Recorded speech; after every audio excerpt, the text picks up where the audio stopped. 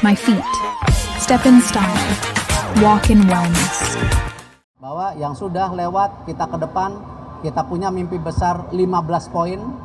Mental, bukan mental head lah ya, mental pemain harus diutamakan. Itulah sejak awal 1 tahun 8 bulan ini kita mendorong bagaimana mental pemain tim nasional kita. Kemarin habis tanding mereka tetap optimis, langsung berangkat ke China.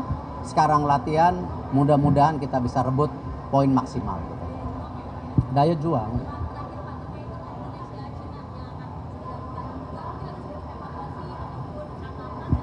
Saya rasa kita sudah bermain baik, cuman sayang ya di ujung kita nggak boleh terus nyalahkan wasit. Saya udah bilang ke pemain, saya text message satu-satu semua pemain bahwa yang sudah lewat kita ke depan, kita punya mimpi besar 15 poin.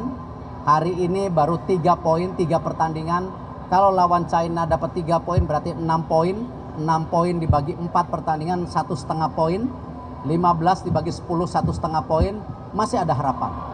Tetapi tentu ya kita harus mencari beberapa kemenangan yang ketika kita menjadi tuan rumah, tentunya ketika lawan Bahrain, lawan China, ataupun menyolong ketika kita jadi tuan rumah dengan Saudi, ataupun ya kalau Jepang sulit lah ya, tapi ya kita coba jangan kalah set dulu.